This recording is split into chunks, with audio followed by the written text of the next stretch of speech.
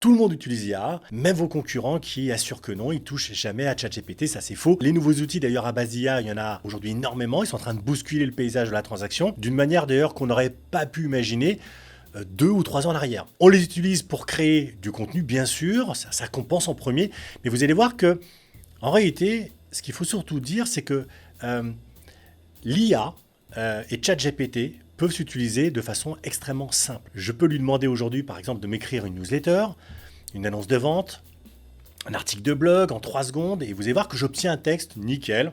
Alors c'est vrai que la V1 n'est pas souvent exploitable, donc j'invite fortement les gens à ne pas prendre de façon brute ce qu'il vous donne. Vaut mieux essayer de le retransformer avec vos mots. Mais bon, en gros, l'idée, c'est que je peux déjà avoir en quelques secondes quelque chose qui m'aurait pris avant peut-être 1 heure ou 2 jours parce que, voilà, pas sûr de mes idées. Et vu que ça n'a jamais été aussi simple, et ben en réalité, tout le monde le fait.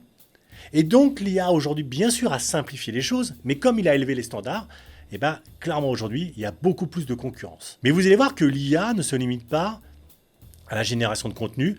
Vous allez voir qu'il y a tout un pan de cette technologie qui est caché dans les outils professionnels, ceux que vous utilisez par exemple pour faire des estimations en ligne, automatiser vos processus métiers, créer les tunnels de vente qui génèrent des contacts qualifiés, créer et diffuser des campagnes email.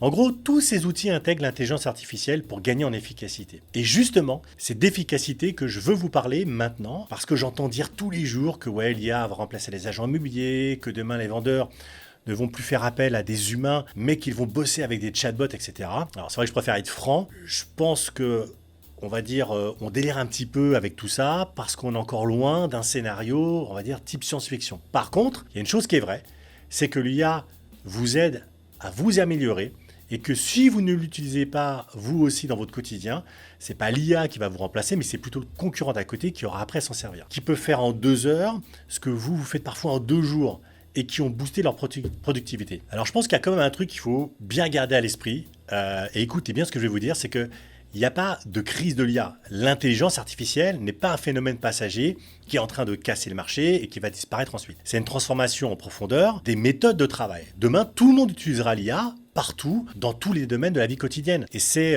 déjà un train qui est en marche et il ne faut surtout pas le louper.